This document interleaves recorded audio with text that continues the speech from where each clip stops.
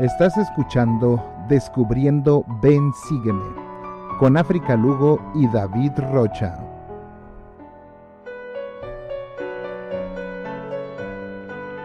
Las opiniones vertidas en este programa son de exclusiva responsabilidad de quienes las emiten y no representan necesariamente el pensamiento de la Iglesia de Jesucristo de los Santos de los Últimos Días.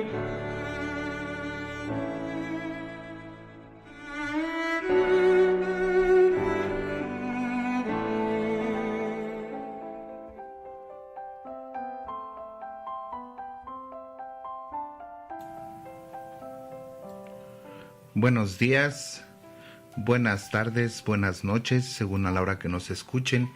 Yo soy Iván Rocha y les doy la bienvenida a un episodio más de Descubriendo Ven Sígueme. Y me acompañan, como ya es costumbre, África Lugo. ¿Qué tal? Muy buen día, buena tarde, buena noche. Gracias por este tiempo. David Rocha. Hola amigos, muchísimas gracias por escucharnos y besos y abrazos para todos. Y Shay, que ahorita está a lo lejos. Hola. Pero ahí se escucha. Y nuestros medios de comunicación, ya saben, descubriendobensigue@hotmail.com y en Twitter @desbensígueme.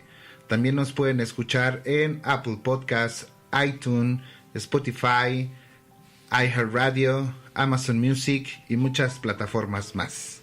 Ahí nos pueden encontrar y también en YouTube, en el canal de Descubriendo Ven Sígueme. Ahí le dan like, suscribir y campanita para que sepan cuando subimos el video del programa nuevo.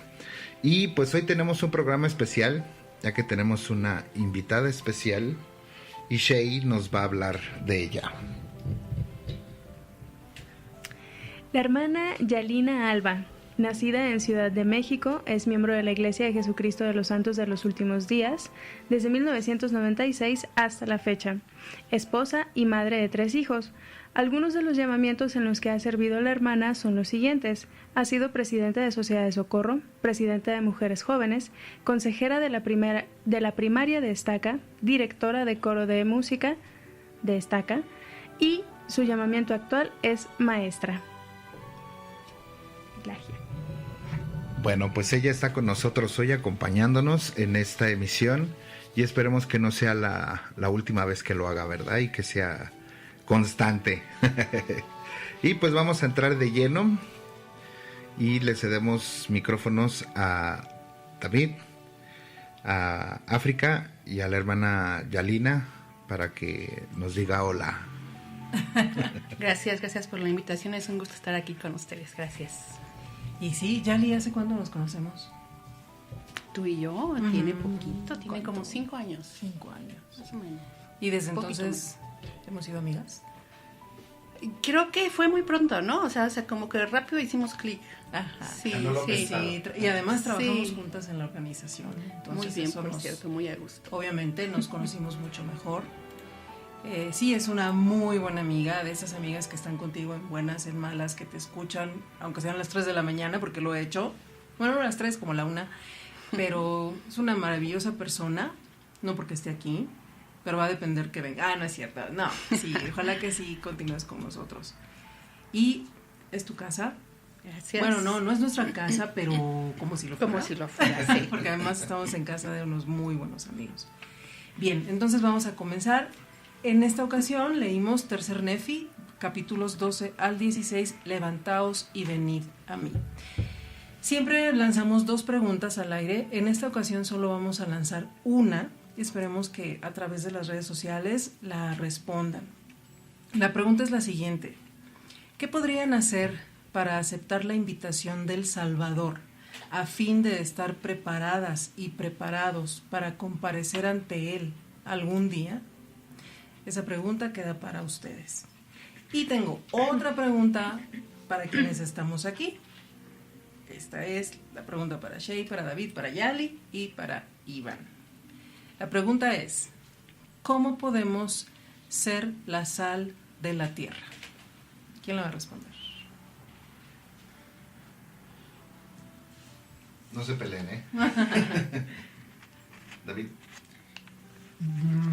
La sal de la tierra, yo siento que por medio de nuestras acciones. Okay. Lo que nosotros hagamos, eso depende que nosotros nos convirtamos en una parte que sazone o que le dé sabor o buen sabor a la vida en este plano terrenal. Y no solamente para nosotros, sino para las personas que nos rodean. Muchas gracias, David. ¿Quién más? Yali, ¿cómo podemos ser la sal de la tierra? Yo estoy completamente de acuerdo con el hermano David. El ser una influencia positiva, creo que ese es como que el significado que tiene esta frase de ser la sal de la tierra. La sal fue muy usada en el mundo antiguo. Era muy importante, era tan importante que a los soldados del ejército romano se les pagaba con cierta porción de sal, parte de su salario. De hecho, esa porción de sal se le llamaba salarium, de ahí el vocablo que conocemos actualmente como salario. Okay. Se resaltan, ¿no?, algunos puntos importantes como características de la sal. Entre ellos me gustaría mencionar brevemente así 3. La sal se usaba como conservante. Se sigue usando todavía, no tanto, pero antes pues era muy extendido su uso. Entonces se usaba para conservar alimentos, para que no se echaran a perder tan pronto. No era como que los mantuviera eternamente en buenas condiciones, pero sí ralentizaba mucho ese proceso de descomposición que podría sufrir la carne o el pescado. Uh-huh. Bueno. La sal pues no acaba con la corrupción, definiendo corrupción como pues el descomponerse o podrirse, ¿no? No acaba con la corrupción la sal, pero sí impide que se propague de una manera descontrolada. Entonces nuestra influencia como miembros de la Iglesia, como santos de los últimos días, pues puede evitar que el mundo se corrompa, digamos que a una velocidad pues tan grande. Puede contribuir a que esa descomposición social sea como más lenta, ¿no? Okay. Podría compararse así. Otra es, la sal produce sed. Cuando tú comes algún platillo que está excedido en sal, inevitablemente vas a necesitar tomar agua porque va a producir mucha sed. Entonces, lo mismo, si nosotros, a través de nuestras acciones, nosotros damos testimonio en lo que nosotros creemos. En este caso, pues el Evangelio de Jesucristo y todas sus enseñanzas, ¿no? Entonces, con nuestro testimonio de vida, nosotros podemos provocar sed en las demás personas. Claro. Que al vernos actuar de cierta manera, que a lo mejor para nosotros como miembros pues es como común, pero para la gente que no lo es raro vernos salir el domingo arreglados, ¿no? Todos juntos como familia. Todos, o sea, si seamos 4 o seamos 8 o 10 de familia, depende. Ahí vamos todos como la mamá con sus patitas formadas, ¿no? Entonces, con nuestras acciones podemos provocar esa sed en los demás para que ellos también tengan el deseo de conocer del Evangelio de Jesucristo. Y otra es pues que da sabor, ¿no? La sal, los alimentos sin sal son insípidos. La vida de una persona sin el Evangelio de Jesucristo, sin Jesucristo en su vida, pues no tiene un propósito definido. Es por ello que la gente se pasa el tiempo tratando de buscar su propósito en la vida sin saber que nunca lo va a encontrar a menos que sea por medio de Jesucristo. Entonces, pues, resumiendo, la sal de la tierra, pues nosotros podríamos decir que debemos esforzarnos por impactar la sociedad, el mundo, el que nos rodea, en el que tenemos influencia inmediata. Tener una influencia positiva para que nosotros, a través de nuestras acciones, nuestros actos, podamos darle ese sabor, esa influencia positiva a las personas que nos conocen. Ok, muchas gracias, Yali. Shay, ¿cómo podemos ser la sal de la tierra? Coincido con la hermana Yalina y con el hermano David, perdón. Como lo dijo la hermana Yalina, hay que ser el sabor y la sazón. ¿Y cómo lo podemos hacer? Desde nuestras acciones hasta nuestra manera de hablar, nuestra manera de pensar, nuestra manera de vestir, incluso. Eso influye mucho para la gente porque te preguntan, es que ¿por qué eres así? ¿No? Por curiosidad. Como lo dijo la hermana Yalina, tal vez por sed, te preguntan por qué eres así. Ya es cuando les empiezas a decir, yo soy así por esto y esto. Y pues, así. Gracias. David, Iván, ¿cómo podemos ser la sal de la tierra? Híjole, pues, escuchando la definición que dio la hermana Yalina, creo que tenemos un grande compromiso, ¿no? ¿Por qué? Porque, como dijo David y Shade, nuestras acciones tienen que hablar mucho de nosotros, ¿no? Y parte de esas acciones, pues como dice ahí, pues debemos de ser un retardante de la corrupción del mundo, ¿no? Más ahorita como en el plano que estamos. El otro día viendo la tele con mi mamá, vimos anuncios de programas nuevos que están pasando, que están promoviendo la promiscuidad, la homosexualidad y muchas otras cosas, y lo único que hacen es a la gente venderles la idea de que eso es algo normal. Entonces creo que ahí es donde nosotros podemos entrar, ayudar a evitar que se corrompa el mundo en ese aspecto, ¿no? Y pues el sabor, pues somos lo que le da una razón al por qué vivir, ¿no? El por qué estamos aquí, el tener el conocimiento del Evangelio, ¿no? Y pues poder darles a esas personas más sed de deseo de conocer el Evangelio, ¿no? Pero todo mediante ¿qué? Nuestras acciones. Si no tenemos nosotros buenas acciones, pues de nada nos sirve ser la sal, tener buen sazón, tener buen sabor, ¿verdad? Si nuestras acciones son todo lo contrario, ¿no? Creo que en ese aspecto pues evitaríamos muchísimas cosas, ¿no? Muchas gracias. Gracias. Hemos llegado a uno de los momentos más significativos del Libro de Mormón. Estos capítulos contienen un sermón que el Cristo resucitado predicó al pueblo que estaba en la tierra de abundancia. Este sermón, que se parece mucho al Sermón del Monte, que podemos leer en Mateo 5 al 7, contiene principios que sirven de modelo para seguir al Salvador y lograr la perfección en la vida venidera. Así que tomen sus escrituras, un resaltador, un salero, el salero no, y quédense con nosotros. Seguramente observaron que en estos capítulos dice compárese con Mateo, y eso es lo que vamos a hacer.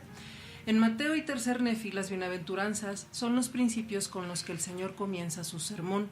Estas pueden ser consideradas como su introducción, donde se enumeran brevemente los principios que Él expandirá más adelante en el sermón. Cada una de estas palabras merece y obtiene un tratamiento más completo en los capítulos que siguen inmediatamente. Las bienaventuranzas se pueden dividir en dos categorías. La primera, los principios de rectitud personal, y la segunda, los principios de la justicia hacia los demás. Las primeras 4 bienaventuranzas pertenecen a la primera categoría de rectitud personal. En el libro Enseñanzas de los Presidentes de la Iglesia, el presidente Harold B. Lee escribió: el maestro nos revela en cierto modo su propio carácter, que fue perfecto, y, al hacerlo, nos da un plan detallado de acción para seguir en nuestras propias vidas. Vamos a comenzar leyendo Tercer Nefi 12, versículos 17 y 18, por favor. No penséis que he venido para abrogar la ley ni los profetas. No he venido para abrogar, sino para cumplir. Porque en verdad os digo que ni una jota ni una tilde ha pasado de la ley, sino en mí toda ley se ha cumplido. Gracias. Y ahora vamos a Tercer Nefi, capítulo 15, versículos 2 al 5. Y sucedió que cuando Jesús hubo dicho estas palabras, percibió que había algunos de entre ellos que se maravillaban, y se preguntaban qué deseaba él concerniente a la ley de Moisés, porque no entendían la palabra de que las cosas viejas habían pasado y que todas las cosas se habían vuelto nuevas. Y les dijo: no os maravilléis de que os dije que las cosas antiguas habían pasado, y que todas las cosas se habían vuelto nuevas. He aquí, os digo que se ha cumplido la ley que fue dada a Moisés. He aquí, soy yo quien di la ley, y soy el que hice convenio con mi pueblo Israel. Por tanto, la ley se cumple en mí, porque he venido para cumplir la ley. Por tanto, tiene fin. Jesucristo pacientemente enseña de nuevo que con su expiación, muerte y resurrección, todas las promesas hechas anteriormente tenían un propósito y todas se habían cumplido. También enseña a los nefitas a vivir con una ley superior. A través de este proceso, él mostró que la ley de Moisés se mantuvo en vigor, pero que se añade lo que ahora él les iba a enseñar. David, explícanos un poco más a detalle esto, por favor. Claro que sí, mira, de hecho, nosotros debemos de entender que si la ley mosaica hubiera sido abrogada por Jesucristo. Entonces, muchos de los mandamientos, de las ordenanzas, y de los convenios que se hicieron en el Antiguo Testamento quedarían completamente destruidos y abandonados a partir del el abrogo de la ley mosaica. Cuando nosotros nos damos cuenta que no es así, simple y sencillamente, nosotros nos damos cuenta que los 10 mandamientos que fueron dados a Moisés por medio de esta ley aún tienen vigencia. Entonces, tienen aún todavía ese valor dentro de lo que es la ley divina. Pero con el Evangelio lo que vino a suceder es que Jesucristo los amplió y los llevó a un nivel superior. Vamos a poner un ejemplo muy claro y muy sencillo. Él dijo, no cometerás adulterio. Pero ya posteriormente, como lo vemos en el Sermón del Monte, él dice, todo aquel que vea a una mujer y la codicie, cometió adulterio en su corazón. ¿Qué quiere decir? Que ya ese mandamiento de cometer adulterio lo subió todavía mucho más arriba. Lo engrandeció, lo amplió, porque hay que recordar que el Evangelio es una ley superior y la ley mosaica es una ley inferior. Entonces vemos que así es como el Señor cumple. El Señor lo que hace es que ahora con la ley del Evangelio busca que nosotros tengamos no solamente un cambio de comportamiento, como lo era la ley mosaica, sino un cambio radical y profundo de corazón. Ahora, esto es en cuanto a los mandamientos, pero también nosotros lo podemos ver en cuanto a las ordenanzas. Por ejemplo, la ley de Moisés era todo un conjunto de ritos, de ordenanzas, etcétera, etcétera. Y una de las principales era precisamente cuando dio él la ley, que fue una de las primeras leyes que él le dio a Adán y a Eva, que fue la ley del sacrificio. Ellos tenían que tomar un corderito, sacrificarlo, y todo esto era simbolismo de lo que ellos iban a ver a futuro, que ellos vieran espiritualmente hacia el futuro, hacia la expiación de Jesucristo, hacia la crucifixión y hacia lo que Él hizo por cada uno de nosotros. Ahora, esto lo dio como pacto perpetuo, e incluso nosotros también sabemos que el guardar el mandamiento de el día de reposo también fue por pacto perpetuo. Entonces no puede abrogar algo que él mismo perpetuó. ¿Qué es lo que hizo? Pues entonces ahora el mandamiento, la ley de lo que es el sacrificio, ahora para nosotros cambia. Ahora instituyó la Santa Cena, que es para recordarnos lo que fue. O sea, recordarnos precisamente lo que fue su expiación, el hecho que ya sucedió. Por eso es que él dice, en mí se cumple la ley, pero no se abroga. Ahora, también nosotros sabemos que también requiere de nosotros ciertos sacrificios, pero él dice que ya no son sacrificios de sangre, sino corazones quebrantados y espíritus contritos. Pero también hablamos de convenios. También hubo convenios perpetuos. Estamos hablando, por ejemplo, el convenio del sacerdocio arónico. Sabemos que él hizo el convenio del sacerdocio arónico con todos los de la tribu de Leví y en específico con los descendientes de Aarón y sus hijos. Y ese también fue un convenio que él hizo con ellos perpetuo. Entonces, la restauración del Evangelio busca precisamente eso, restaurar esos convenios. Hay que recordar que restaurar no es hacerlo nuevo. Restaurarlo es dejar como estaba al principio. Entonces, ¿qué es lo que busca también con estos convenios?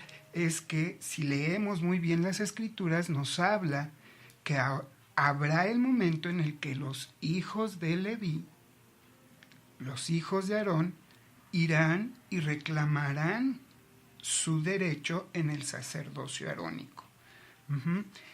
Y fíjate que el elder Bruce R. McConkie lo enseña un poquito más claro. Él dice: Jesús vino a restaurar la plenitud del Evangelio de la que los hombres habían gozado antes de la época de Moisés, antes de los tiempos del orden menor, que es precisamente la ley mosaica. Obviamente no vino a abrogar lo que él mismo había revelado a Moisés, de la misma forma en que un profesor universitario no abroga la aritmética al revelar los principios del cálculo integral a sus alumnos. Jesús vino a edificar sobre los cimientos establecidos por Moisés. Al restaurar la plenitud del Evangelio, cumplió la necesidad de la adherencia a los términos y condiciones del Evangelio preparatorio. Ya nadie tenía por qué andar en la luz de la luna, que es precisamente una ley menor, dado que el sol había salido en todo su esplendor. Entonces, no podemos decir que él abrogó todo, porque entonces estaría yendo en contra de su propia palabra. Así es, muchas gracias.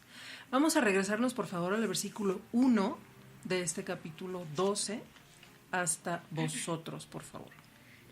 Y aconteció que cuando Jesús hubo hablado estas palabras a Nefi y a los que habían sido llamados, y llegaba a 12 el número de los que habían sido llamados y recibieron el poder y la autoridad para bautizar, he aquí, él extendió la mano hacia la multitud y les proclamó diciendo: Bienaventurados sois si prestáis atención a las palabras de estos 12 que yo he escogido de entre vosotros.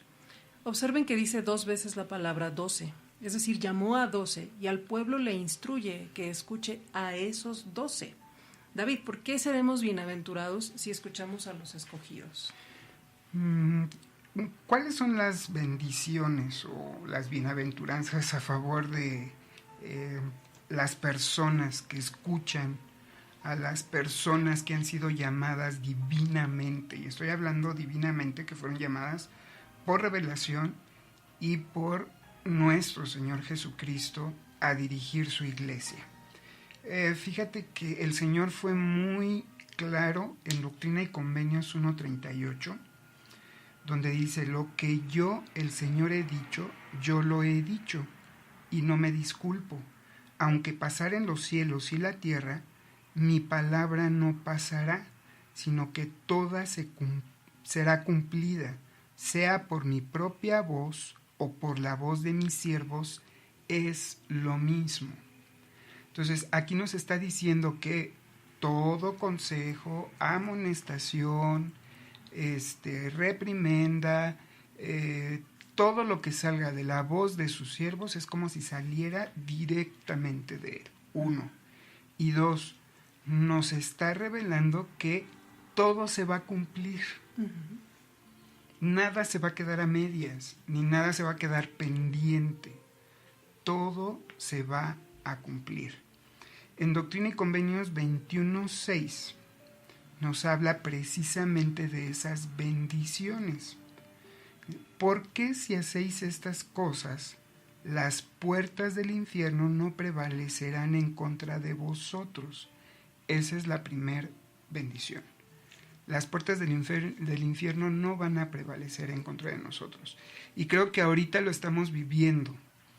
¿Cuánta gente está viviendo un infierno aún en esta vida, presas de de la iniquidad, de las dependencias, de la violencia intrafamiliar, el hecho de que ya no haya respeto entre padres e hijos, y vemos que realmente su vida se convierte en un infierno. Están viviendo un verdadero infierno, y aquí nos dice que las puertas del infierno no van a prevalecer en contra de nosotros, pero también nos menciona el infierno después del velo. Si prestamos ayuda a los profetas y apóstoles, no vamos a caer en el infierno después del velo, que sería la cárcel espiritual, claro, y posteriormente la condenación de no recibir ningún grado de gloria. Número 2, dispersará los poderes de las tinieblas de ante vosotros.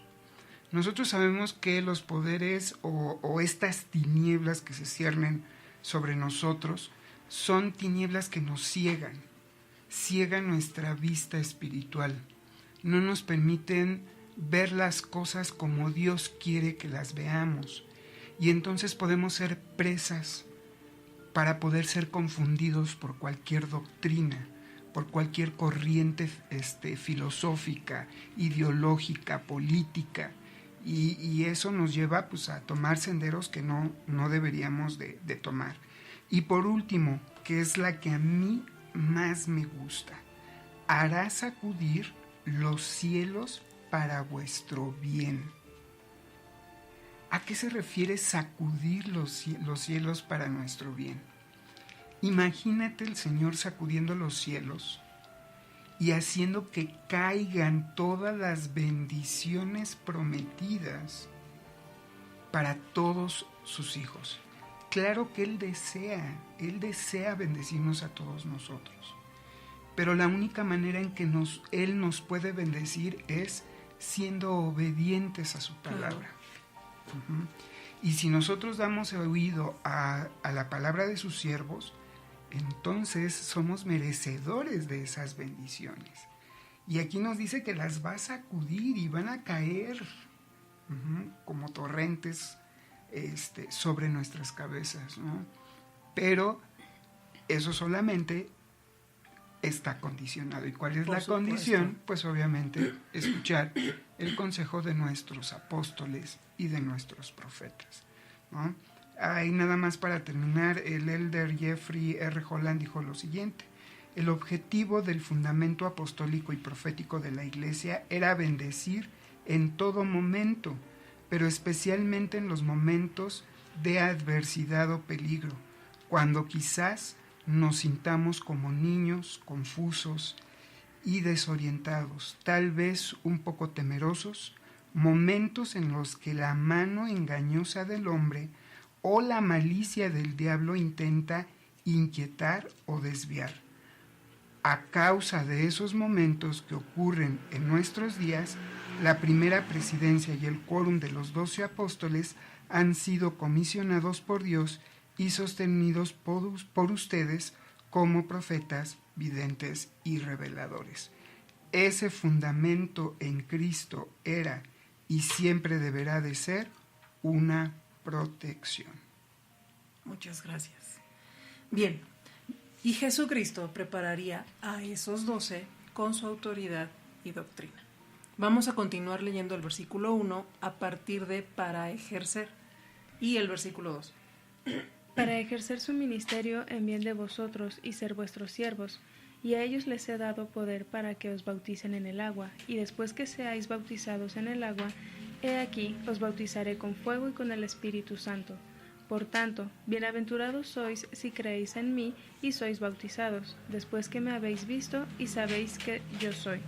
Y también, más bienaventurados son aquellos que crean en vuestras palabras por razón de que testificaréis que me habéis visto y que sabéis que yo soy. Sí, bienaventurados son los que crean en vuestras palabras y desciendan a lo profundo de la humildad y sean bautizados, porque serán visitados con fuego y con el Espíritu Santo, y recibirán una remisión de sus pecados. Gracias. Yali, ¿para ti qué es lo profundo de la humildad? Bueno, pues sabemos que el Padre desecha a los altivos, ¿no? A los que se jactan de riquezas, sabiduría, conocimiento. No le gustan. Por otra parte, Él más bien requiere, pues lo contrario, ¿no? Que se desechen tales cosas. Que aprendamos a reconocer, pues, lo mucho que dependemos de Él, que reconozcamos, pues, su grandeza y nuestra pequeñez. Profundo quiere decir centro interior, o entrañas también. Uh-huh. Lo opuesto de profundo, pues, es superficial, ¿no? Así por encimita.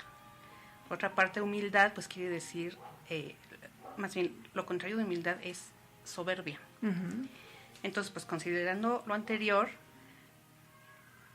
lo profundo de la humildad quiere decir, pues, lo que ella estaba mencionando ahorita, David, que aprendamos a hacer cambios, pero de una manera de corazón, de raíz, uh-huh, sincera, que no sea por encimita, que no sea superficial, que sea profunda y que sea duradera. Entonces, humildad, pues, reconocerlo, acudir a Él cuando pues siempre, ¿no? Uh-huh. En todo momento. Iba a decir cuando sea necesario, pero pues siempre es necesario. Entonces, pues eso, que con sinceridad y con verdadera intención busquemos los dones, los mejores dones. ¿Para qué? Para servir a Jesucristo y servir a los demás. Eso sería, para mí, profunda humildad. Descender a lo profundo. Descender a lo profundo de la humildad. Muchas gracias, me encanta el comentario. También podría significar arrepentirnos, buscar arrepentimiento, ¿no? Para entonces recibir la remisión de nuestros pecados. Esas son las primeras bendiciones que Jesucristo da. Vamos ahora a las bienaventuranzas. Estas describen claramente a una persona arrepentida. Pero vamos a ver, David, ¿qué son las bienaventuranzas? ¿Qué significa? Buena pregunta. Fíjate, hemos escuchado en tantas ocasiones las bienaventuranzas que realmente a veces no entendemos ni comprendemos qué es lo que significa el vocablo bienaventuranza. Y para mí fue algo muy didáctico el poder investigar un poquito al respecto. En el diccionario de la Real Academia Española define el vocablo como prosperidad o felicidad humana. Uh-huh. Uh-huh. O sea, cuando una persona es próspera, cuando una persona es feliz, entonces es una persona bienaventurada. Pero en el diccionario bíblico Santo de los Últimos Días nos menciona que esa felicidad o esa prosperidad tiene 3 aspectos importantes, y refiriéndose en particular a las bienaventuranzas que vienen precisamente en el Sermón del Monte o en el sermón que le dio precisamente a los nefitas en el continente americano. Fíjate, nos menciona que describen ciertos elementos que sirven para formar el carácter refinado y espiritual, los cuales estarán todos presentes cuando ese carácter exista en su perfección. Yo quiero ejemplificarlo como si fuera una escalera. Uh-huh. Cada bienaventuranza cuenta con un elemento que nosotros nos tenemos que esforzar por desarrollar. Y por cada elemento que nosotros vayamos esforzando y vayamos haciéndolo nuestro como parte de nosotros, entonces estaremos llegando precisamente a ese refinamiento de carácter espiritual. Uh-huh. Luego nos dice que se relacionan entre sí y se presentan en orden progresivo. Tal como lo presenta nuestro Señor Jesucristo en los 2 sermones, son progresivos. Es como subo un escalón, uh-huh, y ya que subí el primer escalón, entonces el siguiente y el siguiente, y es progresivo. Pero aquí hay otra cosa muy importante. están ordenados de tal manera que cada uno de ellos se base en el anterior. O sea, ¿qué quiere decir? Que no hay atajos. O sea, tenemos que desarrollar cada uno de los elementos en el orden en el que el Señor los enseña en las bienaventuranzas. Nos menciona que, por ejemplo, obviamente, el primer paso es ser pobre de espíritu, porque pues como ya lo dijo la hermana Yalina, el pobre de espíritu es ser humilde. Es tener la conciencia de que dependemos de un ser supremo para todo, y eso es parte de la humildad. Y una persona cuando tiene o ha desarrollado humildad, es fácil que el Señor lo moldee a su forma, como Dios quiere. Luego viene precisamente los que lloran, o sea, aquellos que se sienten conmovidos. Luego hay que ser mansos, luego tener hambre y sed de rectitud, y luego ser misericordiosos, tener un corazón puro, ser pacificadores, y pues obviamente terminamos con la paciencia que debemos de desarrollar por si somos perseguidos por causa de su nombre. Y obviamente, ¿cuál sería el remate? Una vez que nosotros hemos desarrollado cada una de esas actitudes o cada uno de esos atributos hasta llegar al final, entonces nos convertimos en ¿qué? En la luz del mundo y en la sal de la tierra. Así es. El presidente Rataf Benson menciona algo muy curioso en cuanto a esto. Aquel cuya vida se aproxima más al modelo de la de Cristo es el más grande, más bienaventurado y más lleno de gozo. Si estamos, obvio, recordamos que bienaventuranza es prosperidad y felicidad. O sea, seríamos los más prósperos y los más felices. La única prueba verdadera de la grandeza y de la bienaventuranza y gozo es el grado hasta el cual podemos ser como el Maestro Jesucristo. Entonces, ahí está ya el caminito, está trazado el sendero, o como lo quieran llamar, como si fuera una escalera, como sea, el Señor ya lo marcó. Y lo más importante que debemos de entender es que no hay atajos. No hay de que primero soy pacificador y hasta el último soy humilde. Pues eso es ilógico, ¿no? Claro. Muchas gracias.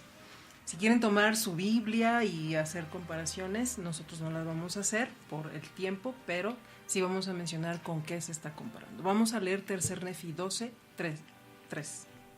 Sí. Bienaventurados son los pobres en espíritu que vienen a mí, porque de ellos es el reino de los cielos. El presidente Harold B. Lee dijo: ser pobre en espíritu es sentirse a sí mismo como los espiritualmente necesitados, siempre dependiendo del Señor para su ropa, su comida y el aire que respiran, su salud, su vida, dándose cuenta de que ningún día debe pasar sin una ferviente oración de acción de gracias, por la orientación y el perdón y la fuerza suficiente para las necesidades de cada día. Este se compara con Mateo 5:3. Vamos a continuar, Tercer Nefi 12, versículo 4.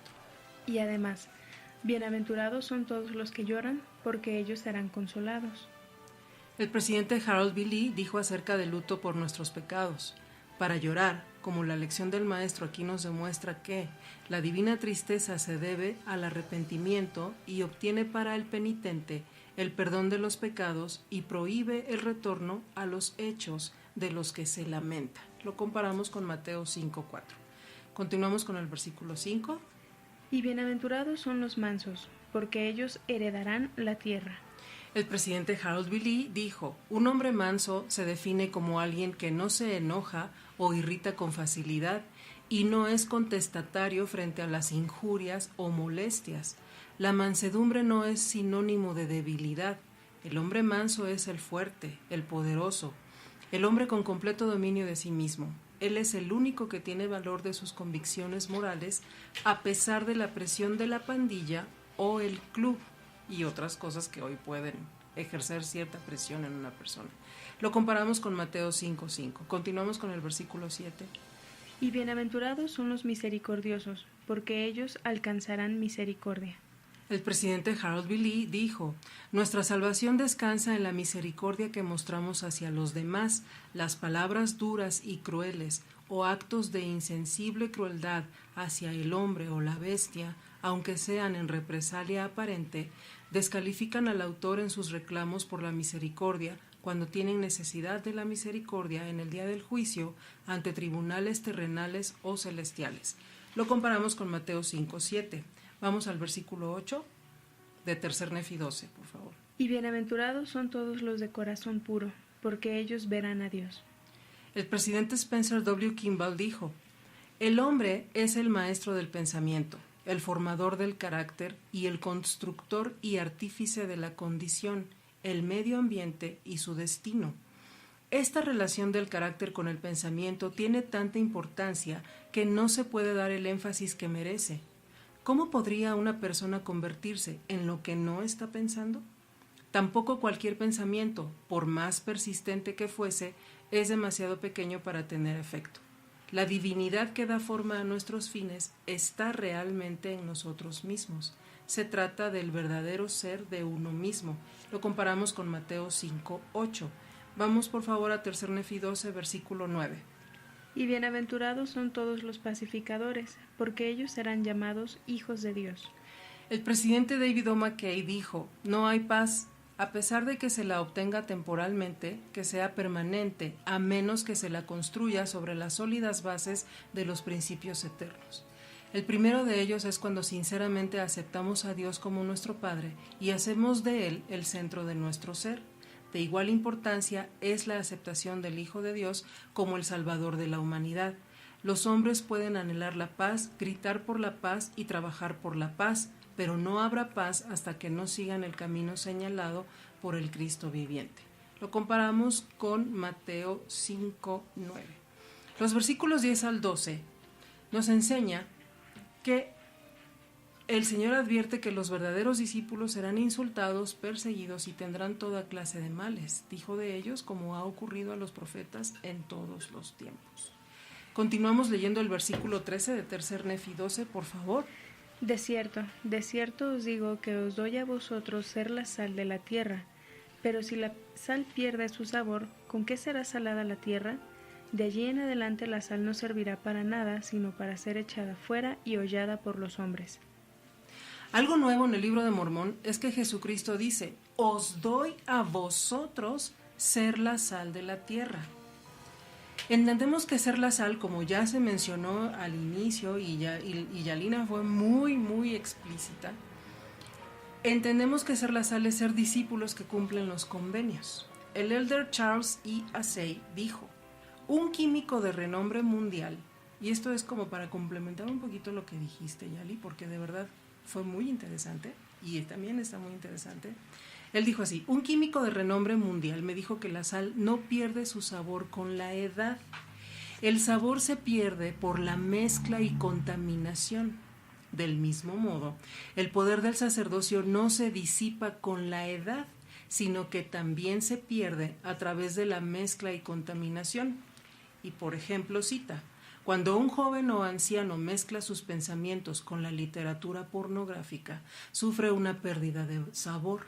Cuando un poseedor del sacerdocio mezcla su discurso con mentiras o malas palabras, sufre una pérdida de sabor. Cuando uno de nosotros sigue a una multitud que se involucra en actos inmorales y al uso de drogas, tabaco, alcohol y otras sustancias perjudiciales, perdemos nuestro sabor. El sabor y calidad huyen de un hombre cuando contamina su mente con pensamientos impuros, profana la boca al hablar cosas salvo la verdad, y aplica erróneamente su fuerza y el desempeño de malos actos. Sí, se complementa, ¿no? Lo que tú dijiste. Así es. Y es que, bueno, el Señor dice, os doy a vosotros ser la sal. Sí. Entonces yo lo entiendo como, esta es una responsabilidad que te delego. Exacto. Entonces, cúmplela. Si se pierde el sabor de la sal, o sea, si nosotros dejamos de hacer lo que el Señor nos está pidiendo al pedirnos ser la sal de la tierra, o sea, si dejamos de hacer una buena influencia para la gente que nos mira, que nos conoce, que vive cerca de nosotros, entonces, ¿de qué utilidad le somos al Señor? Uh-huh. Dejamos de tener utilidad. La sal que pierde su sabor no sirve de nada. Uh-huh. Entonces, para reflexionar en eso, ¿no? Y lo más maravilloso es que se lo está diciendo al pueblo nefita. Exactamente. Os doy a ustedes, bueno, a vosotros ser la sal. En los versículos siguientes leemos que el Señor cuenta con nosotros para ayudarlo en su trabajo, haciendo brillar nuestra luz delante de los demás. Y como lo decía David, vamos paso a paso, cumples te sigues con este, y vas subiendo a ser mejor persona cada vez y cada día. Continuamos leyendo 3 Nefi 12, versículo 21, por favor. Seguimos en este sermón dado a los nefitas. Habéis oído que ha sido dicho por los de tiempos antiguos y también lo tenéis escrito ante vosotros. No matarás y cualquiera que matare estará expuesto al juicio de Dios. Gracias. El versículo 22. Pero yo os digo que quien se enoje con su hermano corre peligro de su juicio, y cualquiera que diga a su hermano raca quedará expuesto al concilio, y el que le diga insensato estará en peligro del fuego del infierno. Gracias. Ahí es lo que tú nos explicabas, David. Que exacto. Sigue esta ley, pero todo lo que le estoy incluyendo le está ampliando. Así es. Ya no lo está vas subiendo a un poder hacer. nivel. Exactamente. Vamos a ver qué pasa con esta palabra raca. Es una palabra que ya no se usa. Se define a un nombre antiguo usado para referir como desprecio, menoscabo, insulto hacia alguna persona. También enseña que incluso decirle a alguien insensato nos pone en peligro del fuego del infierno. Y es que en aquel entonces a una persona que se le decía insensata era una persona inicua. Uh-huh. Hoy el término se usa para otra definición, pero en aquel tiempo era una persona inicua, era un insensato. Entonces es interesante ver que no puedes señalar a una persona como pecador cuando tú estás también pecando, por el simple hecho de señalarlo, ¿no? No, y además aquí nosotros podemos notar cómo por un lado las bienaventuranzas son pasos progresivos y cómo aquí los pecados son decresivos, o sea, van en deprimienda de lo que es nuestro estatus espiritual. Uh-huh. Porque para que una persona llegue a tal grado de asesinar a un hermano suyo o asesinar a un prójimo, pues tiene que empezar por el odio, tiene que empezar por el menoscabarlo, el hacerlo sentir menos, el hecho de que tú vales menos que yo, y empezar a bajar los escalones y no a subirlos, ¿no? Así es, gracias. Vamos a leer, por favor, versículos 23 y 24, y aquí hay algo muy interesante. Por tanto, si vienes a mí o deseas venir a mí y te acuerdas de que tu hermano tiene algo contra ti, ve luego a tu hermano y reconcíliate primero con él, y luego ven a mí con íntegro propósito de corazón, y yo te recibiré. Gracias. En Mateo leemos, si traes tu ofrenda al altar. Y el libro de Mormón nos dice, si deseas venir a mí. Recordemos que debemos tener un corazón quebrantado y un espíritu contrito. En los versículos 25 y 26 leemos que tenemos que dejar de estar enojados, es decir, llegar a un acuerdo rápido en lugar de dejar que un conflicto se prolongue. Y ya lo habíamos mencionado en episodios anteriores. Si permitimos que un sentimiento o un resentimiento hacia una persona crezca, podemos terminar muy mal. Incluso si sabemos que tenemos algo en contra de alguien, pues lo mejor es ir y buscarlo y pues hablar dejar todo en conciliar. paz. Exactamente. Porque también lo mencionaste una vez, hay familias que se llegan a destruir por pequeñeces, por una herencia, por una casa, por lo que sea, y terminan en la cárcel o terminan mal o incluso muertos. Exactamente. Tenemos que evitar este tipo de No, situaciones. con problemas irreconciliables. Bueno, que todo es reconciliable, ¿no? Pero hasta cierto punto irreconciliables entre ellos, ¿no? Así es. Gracias. En el versículo 48, por favor, continuamos. Por tanto, quisiera que fueseis perfectos así como yo, o como vuestro Padre que está en los cielos es perfecto. En el Nuevo Testamento, el Salvador nunca se dijo perfecto. De hecho, lo hace hasta este momento en que Él es un ser resucitado, o sea que ha llegado a su estado completo, terminado en todas sus partes. Al vivir esta ley superior, nos convertiremos en alguien terminado y completo. El elder Bruce R. McConkie dijo: nuestro problema es aprender a hacer algo más que aprender acerca de Dios y de la religión. Es tener a Dios en nuestras almas, el amor de Cristo en nuestros corazones. Es tener la mente de Cristo, pensar lo que piensa, decir lo que dice, creer lo que cree y, en última instancia, hacer lo que hace. Debemos vivir la clase de vida que Cristo vive. Debemos llegar a ser como Él y su Padre y así tener la gloria eterna en el reino eterno. Yali, te veo que estás muy, muy presta. ¿Qué entiendes aquí? ¿Qué sientes? Dinos, ¿qué estás pensando aquí de esto que acabo de leer?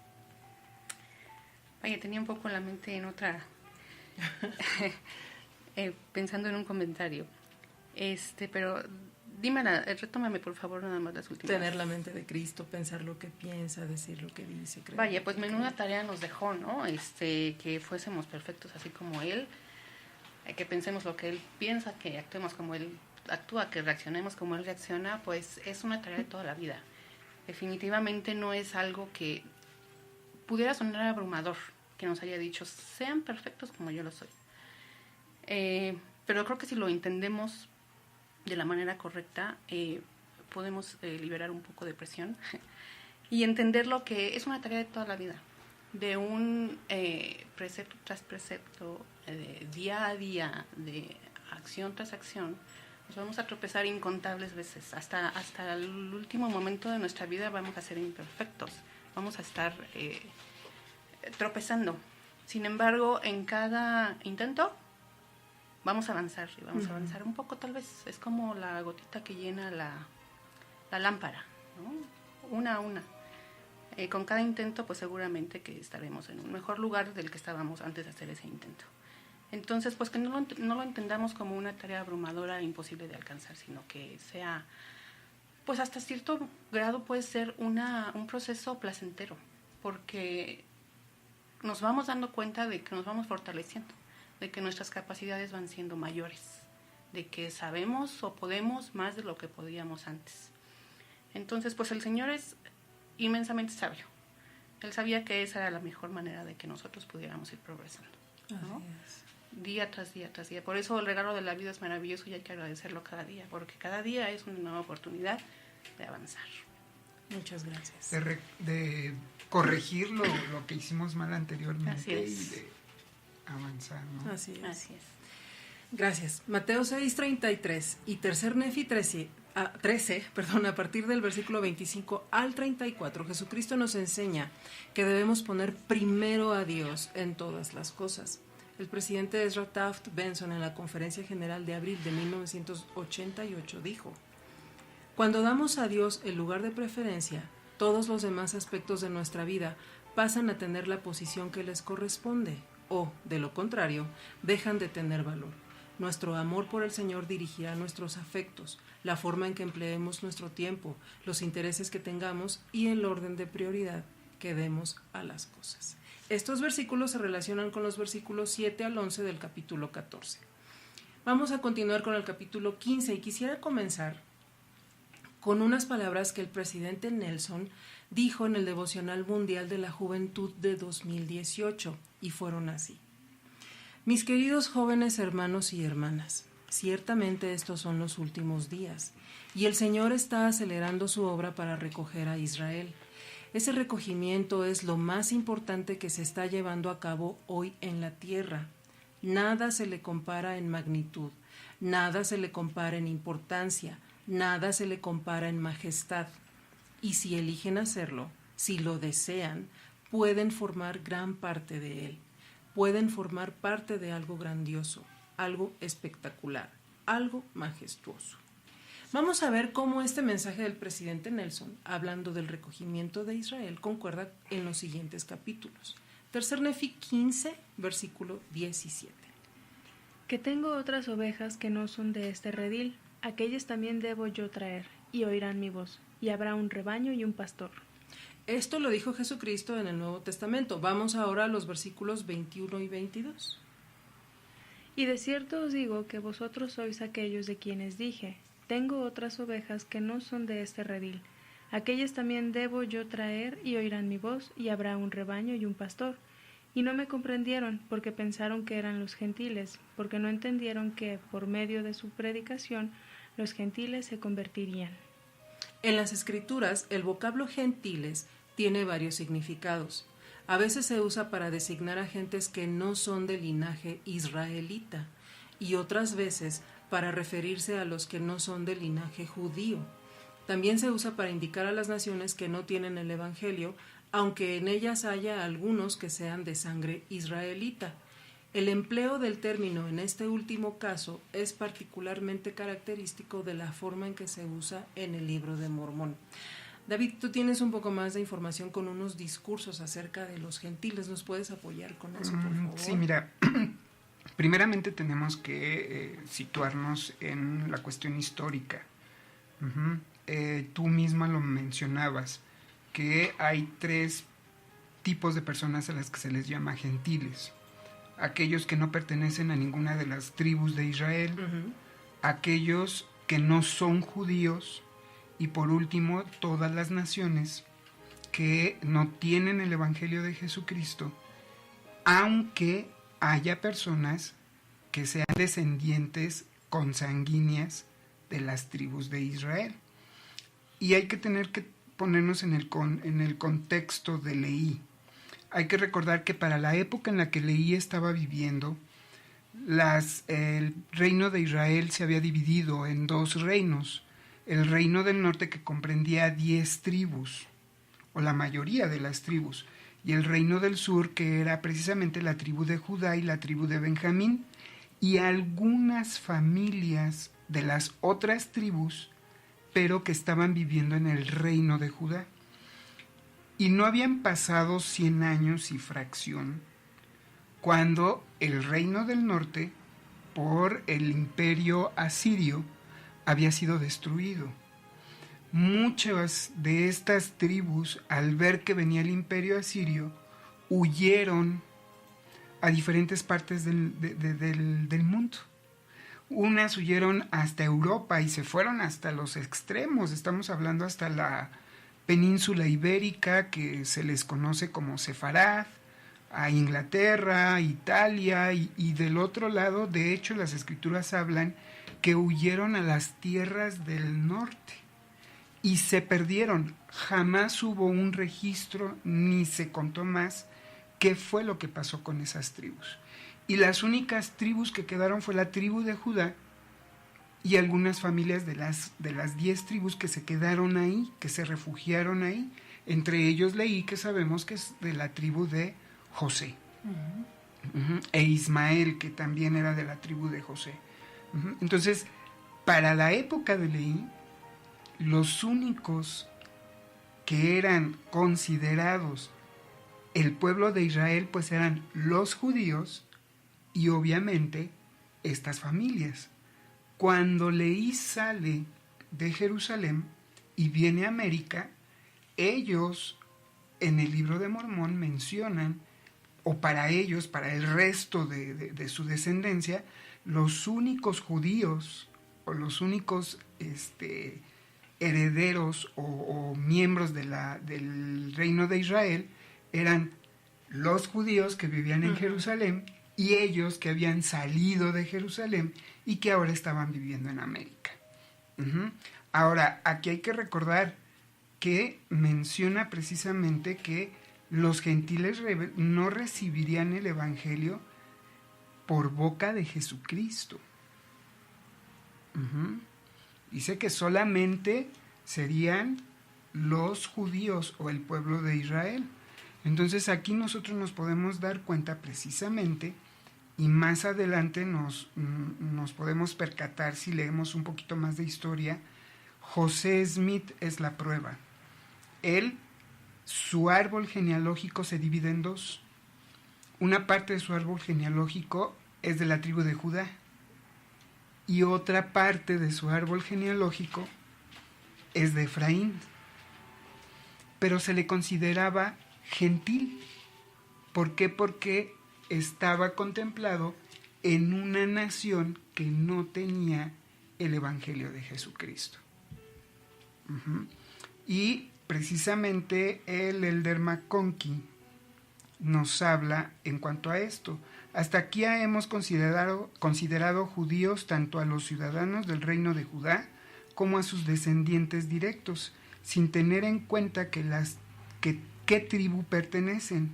Y hemos dicho que el utilizar el dicho término de este modo, todas las demás personas son gentiles, entre ellas el resto perdido, hablando de las 10 tribus perdidas, y esparcido del reino de Israel, por cuyas venas corre efectivamente la sangre preciada de aquel cuyo nombre fue Israel. Por tanto, José Smith de la tribu de Efraín, la tribu principal y más destacada del mismo Israel, fue el gentil por cuya mano salió la luz el libro de Mormón, y los miembros de la Iglesia de Jesucristo de los Santos de los Últimos Días, que tienen el Evangelio y son de Israel, por ascendencia de sangre, son los gentiles que llevan la salvación a los lamanitas y a los judíos. Aquí hay que recordar que en la época de Jesucristo, ¿quiénes recibieron primero el Evangelio? Los judíos. Y de ahí de los judíos fue llevado a los gentiles.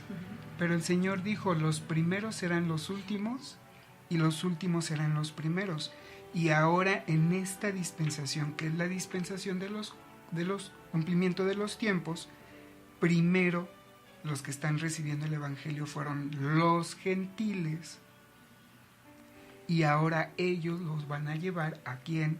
A los lamanitas y a los judíos. Por eso es que muchos misioneros americanos, si nosotros recordamos años atrás, los que tenemos ya mucho tiempo dentro de la iglesia, pues la mayoría de los misioneros eran americanos, o sea, eran gentiles. Exactamente. Y traían el Evangelio a los que eran considerados judíos en la época de ley, que éramos nosotros los lamanitas y los judíos. Muchas gracias. Vamos a leer, por favor, 3 Nefi 16, versículos del 1 al 3. Y en verdad os digo que tengo otras ovejas que no son de esta tierra, ni de la tierra de Jerusalén, ni de ninguna de las partes de esta tierra circundante donde he estado para ejercer mi ministerio. Porque ellos de quienes hablo son los que todavía no han oído mi voz, ni en ningún tiempo me he manifestado a ellos. Mas he recibido el mandamiento del Padre de que vaya a ellos para que oigan mi voz y sean contados entre mis ovejas, a fin de que haya un rebaño y un pastor. Por tanto, voy para manifestarme a ellos. En el libro del Mesías del Milenio, el elder Bruce R. McConkie escribió: ¿Acaso no las visitó Jesús a las otras tribus de Israel después de haber ejercido el ministerio entre los nefitas? Respuesta: claro que lo hizo, en uno o varios lugares conforme conviniese a sus fines. Las reunió exactamente de igual forma que congregó a los nefitas en la tierra de abundancia, para que también ellas pudiesen escuchar su voz y sentir las marcas de los clavos en sus manos y pies. De esto no se puede dudar. Vamos a leer un mandamiento que da a los nefitas en el inicio del versículo 4 de 3 Nefi 16. Y os mando que escribáis estas palabras. Gracias. Como referencia lean 2 Nefi 29, versículos 10 al 13. Ahorita solo vamos a leer el versículo 13 de 2 Nefi 29, porque ya en tiempo casi debemos de terminar, pero sí, por favor. Y acontecerá que los judíos tendrán las palabras de los nefitas, y los nefitas tendrán las palabras de los judíos. Y los nefitas y los judíos tendrán las palabras de las tribus perdidas de Israel, y éstas poseerán las palabras de los nefitas y los judíos. Gracias. Ahora regrésense por favor a Tercer Nefi 16, versículo 5. Entonces los reuniré de las 4 partes de la tierra, y entonces cumpliré el convenio que el Padre ha hecho con todo el pueblo de la casa de Israel. Esta es una de las llaves del sacerdocio otorgadas al presidente de la Iglesia de Jesucristo de los Santos de los Últimos Días, y es justo lo que leímos anteriormente en el discurso del presidente Nelson. Está invitando a la juventud a formar parte del batallón del recogimiento de Israel. Y aquí viene otra pregunta para todos los que nos están escuchando. Si tienes adolescentes en tu familia, ¿cómo están formando parte de ese batallón? ¿Qué opinas, Yali? Tú tienes un adolescente, 2 adolescentes, 3 adolescentes. ¿No que crees que ya son adultos 2 y un adolescente? un adolescente. Tengo preadolescente. Queda una. Yo creo que definitivamente la forma en que los jóvenes deben involucrarse es los jóvenes deben involucrarse en todo lo que tenga que ver con servir dentro de la iglesia. No hay mejor forma de desarrollar amor por algo que haciendo sacrificios por ese algo. No de balde los padres aman tanto a sus hijos. Una vez leí por ahí que esa es la razón de que los padres amen a sus hijos, porque los padres sacrificamos absolutamente todo. Podremos sacrificar nosotros mismos, nuestro tiempo, nuestra salud, nuestro dinero, nuestro esfuerzo, nuestras noches de dormir, cualquier cosa damos por un hijo. Uh-huh. Y dado a tal nivel de sacrificio es lo que produce que haya tanto amor por nuestros hijos. Entonces, si lo transportamos, pues la única forma de que nuestros jóvenes realmente amen la obra es que hagan sacrificios, si lo podemos llamar así, que se entreguen, que participen, que den tiempo, que den talentos, dones en favor de la obra. Es la única manera en que ellos van a aprender a amar la obra. Y amándola, pues la van a defender, porque nosotros como humanos defendemos lo que amamos. Si vemos que algo o alguien a lo que amamos está en peligro o está siendo difamado, pues no vamos a dudar en defenderlo. Entonces la única manera, creo yo, en que los jóvenes realmente amen y defiendan esta causa es que den de su vida, den todo lo mejor que tengan en favor de la obra. Muchas gracias. El Salvador hace una advertencia. Esta está en Tercer Nefi 16, versículos 17 al 20. Por favor. Y entonces se cumplirán las palabras del profeta Isaías que dicen: tus centinelas levantarán la voz, unánimes cantarán, porque verán ojo a ojo cuando el Señor hiciere volver a Sión. Prorrumpid en alegría, cantad juntamente, lugares desolados de Jerusalén, porque el Señor ha consolado a su pueblo, ha redimido a Jerusalén. El Señor ha desnudado su santo brazo a la vista de todas las naciones, y todos los extremos de la tierra verán la salvación de Dios. Estos versículos se repiten 4 veces en el libro de Mormón. Entendemos que es una enseñanza muy importante. Como referencia tenemos Isaías 52, versículos 7 al 10 y también Ezequiel 33, versículos del 1 al 7. Menciona la palabra centinela. Un centinela es una persona que vigila o está en observación de alguna cosa. ¿Podemos decir que el profeta es centinela? Sí. ¿Los apóstoles son centinelas? Sí. ¿Nuestros líderes son centinelas? Claro. Sí. Los misioneros son centinelas, pero hay algo más. En la Conferencia General de abril de 2017, el elder Dito Christofferson dijo: aunque el deber de amonestar lo sienten más profundamente los profetas, es un deber que también comparten otros. De hecho, conviene que todo hombre que ha sido amonestado amoneste a su prójimo. Nosotros también debemos ser centinelas, como dice el versículo 18, unánimes cantaremos. Y el versículo 19, cantaremos juntamente. Tenemos como referencia Doctrina y Convenios 84, versículos 99 al 102. Eso es lo que estaremos cantando cuando estemos con el Señor. En el versículo 19 leemos que el Señor ha consolado a su pueblo, y sí, lo ha hecho con el Evangelio y a nadie ha olvidado, dice el versículo 20. Hemos llegado al final de esta emisión. Yali, ¿cómo te sentiste? ¿Con qué te quedas? No, súper a Cuéntanos. gusto. Ya había tenido el placer de escuchar otras emisiones y la verdad es que espero que esta sea tan buena como las otras. Mil gracias por la invitación. Ha sido un placer estar con ustedes. Me voy muy fortalecida, como siempre que los escucho. Yo sé que son excelentes personas. Gracias. Y pues nada, ojalá que todos aquellos que escuchen este programa también puedan pues resultar fortalecidos.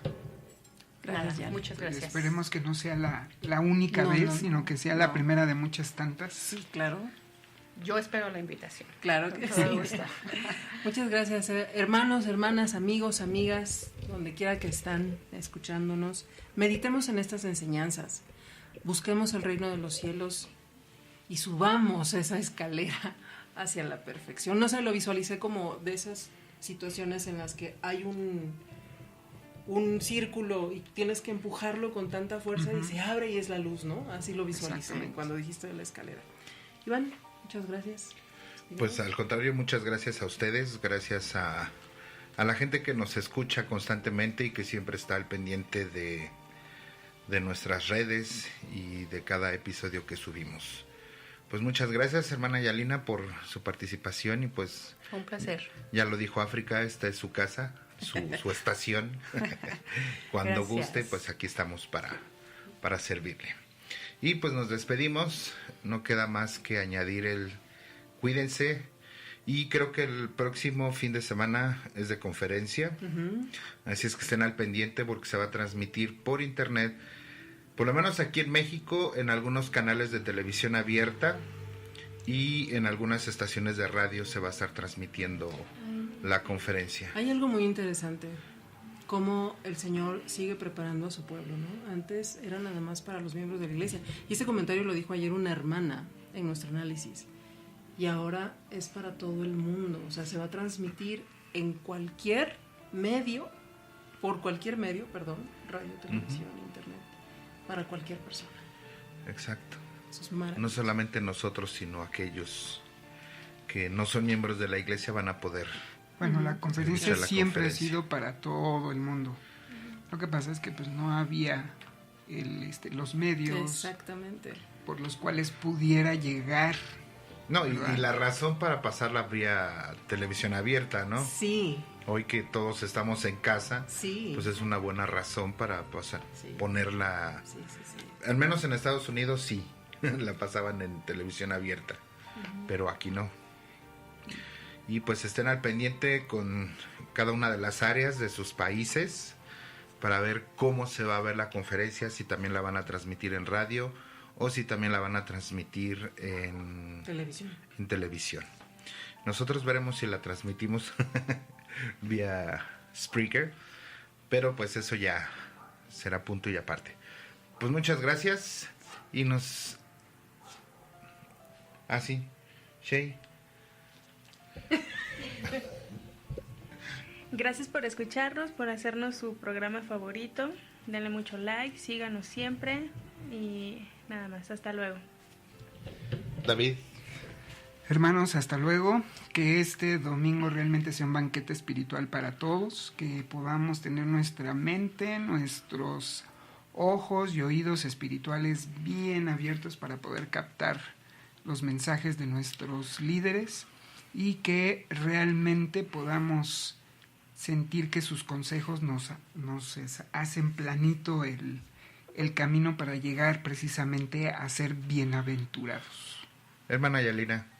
Nada, pues lo mismo, que se pongan las pilas para escuchar la conferencia. Es un privilegio que no muchas personas tienen, de poder escuchar a un profeta de Dios. Exacto. Afri. Háganos saber cómo se están preparando, qué van a hacer esta semana, cómo movieron sus agendas para escuchar sábado y domingo a nuestros líderes. Es correcto. Gracias. Pues ahora sí nos retiramos, nos vamos y nos escuchamos la próxima emisión. Hasta luego, cuídense, adiós.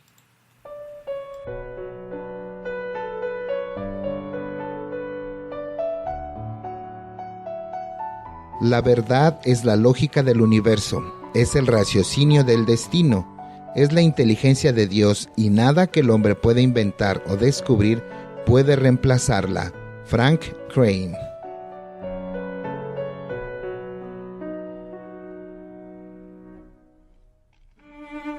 Esto fue Ven Sígueme, un programa más de Chilango Radionet.